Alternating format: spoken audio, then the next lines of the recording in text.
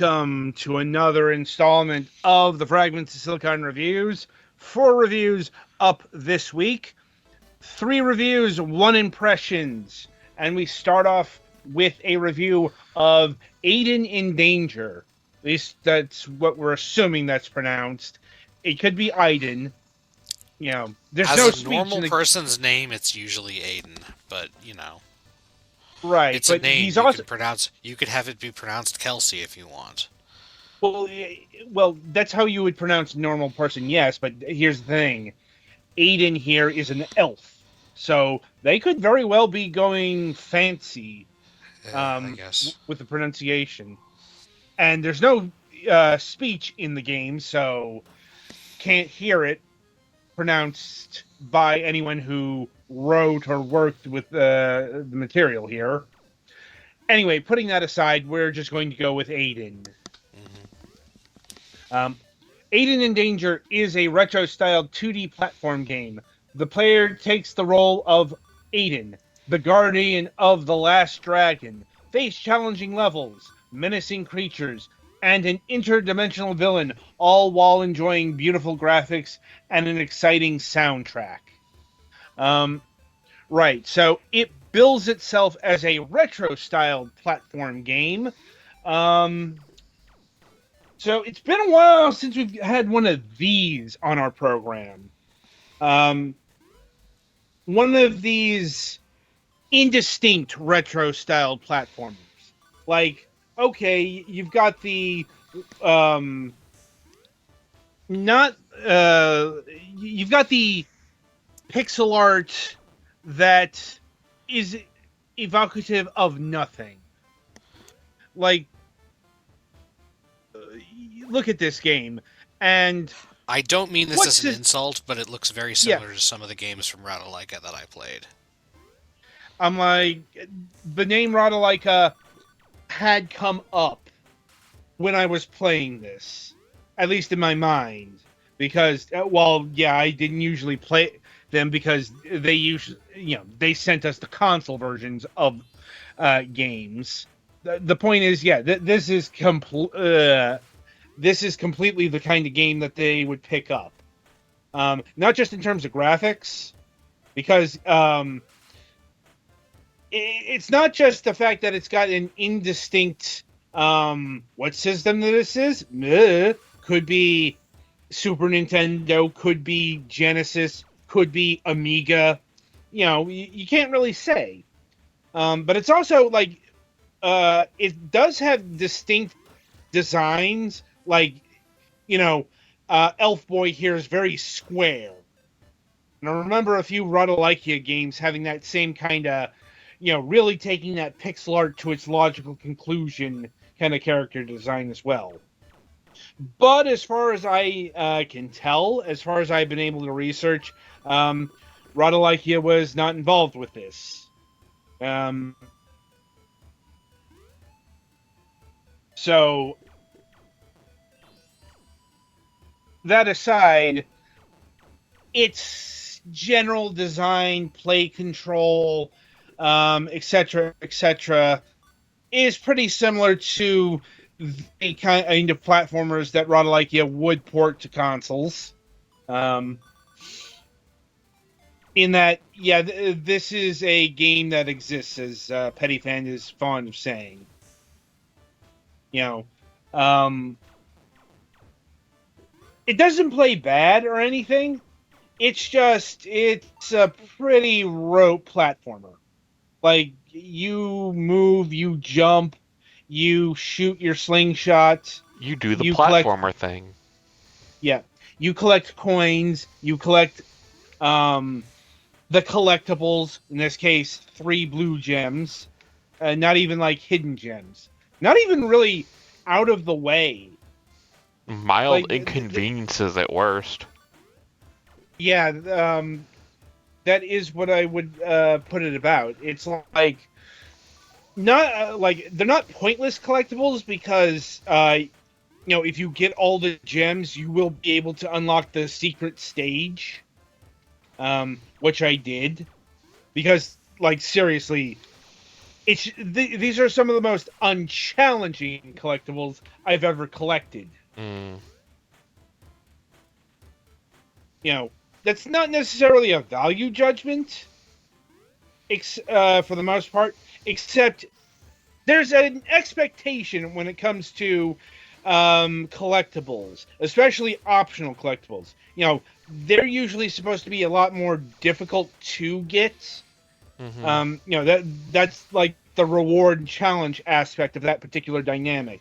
And it just isn't there. Because, look, you just got the third gem of the level out of a chest, and it was just there on the ground. Like I said, that really is I suppose it's good for accessibility. Well, that Not was so actually good. kind of a little out of the way. I had to break a crate for it, but it's still... Yeah. I mean, my It's normal still... gameplay instincts tell me if progression is nearby and there's a breakable block, 9 out of 10 Right. times there's loot to be had behind that block. And oh look, loot. Yeah. It's like there is the very occasional hidden passage, except there's a big fucking star Yeah, I marking saw one of those in the first one. I was like, huh, I wonder what's behind this totally not fake wall. Like, okay, if they did that to showcase that there are hidden walls in the game, that'd be one thing. But no, every time that a star appears, there's a hidden passage. That's kind of defeating the point of having a hidden passage. Like, you gotta admit, this isn't exactly where I thought the review would first go, until I played through the actual game. Because, on the whole, this game is on the easy side. Meanwhile, I'm over here failing because I'm just messing around. Well, yeah, if you're playing seriously, it'll give you a mild challenge. I'm not saying it's a complete cakewalk, but it's nothing that a veteran gamer is not going to be able to hours. Yeah. I think I did a perfect run in about 3.5 hours. I'm like, there's nothing wrong with that. It's just... Yeah, younger gamers need games to get started on too, Yeah, this is this would be a good game for my niece and nephews, especially since they don't know how to operate a controller. Right. Like, oh, I'm still remembering my oldest nephew's attempts at playing Sonic the Hedgehog. It did not go well. It's like he does not understand how a physical controller works because he does all his gaming on a touchscreen. Like, this is the kind of thing that would actually help him ease into using an actual physical, tangible thing. Because, again, it's very easy. It's very colorful. It's, if it had an actual rating on it, it'd be E for everyone. Probably the most standout portion of the game is actually the music.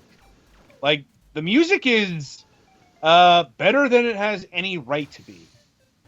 And honestly, going with the retro angle probably would be the most identifiable part of the game, because it reminds me of a fairly rousing Euro platformer on like the Commodore or the Amiga, or something done by the Frolin brothers.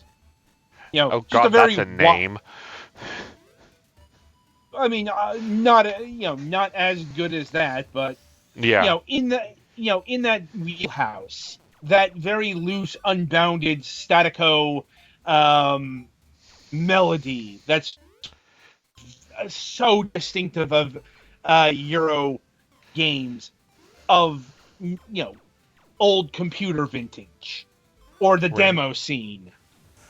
Oh yeah, the demo scene especially. Yeah, Those people were freaking crazy. Yes, they were. We have evidence. Yeah.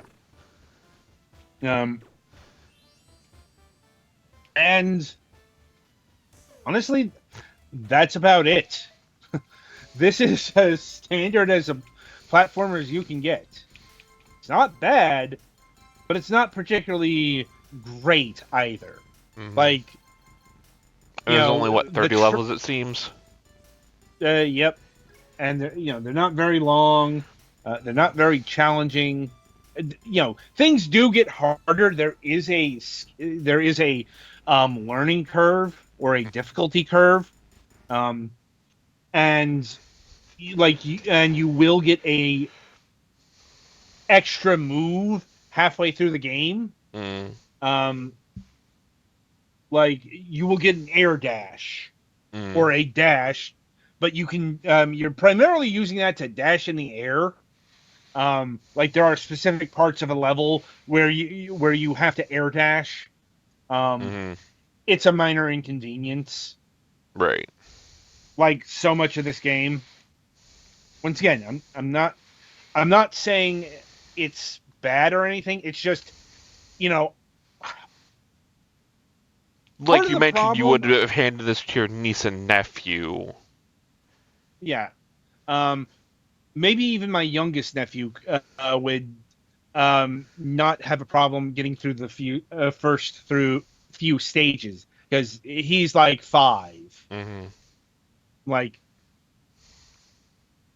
the problem for me is I'm just coming off, last week playing one of the better platforming games I played all year. And last night I literally just ran through the Shadow expansion stuff for Sonic Generations. Like I said, this game has a place in the world, but barely. Because platforming games are very common. Like, maybe not as common as they were back in the actual 8 and 16-bit eras where they were the default genre. Yeah, like the deck builder or Metroidvania style game is today. Yeah. Or if you like the FPS is for the AAA set. I guess technically it's the open world third-person shooter now. They've transferred to open world shooter now because gotta make your $500 console seem worth it. Yeah, you get the point though, right? It's still a genre that's fairly overstuffed. I'm like, so, and it is reflective in the pricing, at least on Steam. Because the console version does appear to have been handled by a different entity. Not Rodalikia. It's a company called Brainium Games. Never heard of them, and didn't deal with them since we got the Steam version. Right. And that being said, it does clock in that Rodalikia sweet spot, $5. Is it also that price on consoles too? It's a bit of a head scratcher on like the Switch, because like I don't know what's going on in Europe. Why this game is costing £7.19. I was like, if that was $70, oh my brother in Christ! Like I said, I don't know what's going on in the Eurozone. The much more expected price in the U.S. is $2.39 because it's on sale. See, I'm looking for some stocking stuffers for my niece, so I may need to get her some Switch games. Yeah, this game would absolutely fit that definition. Like I said, in fact, I think that that would be the primary audience for this game Yeah. specifically. Because, like, she's, like, 13, so it's like... She's probably a little old, Like- but she's also relatively new to gaming, so... But here we go.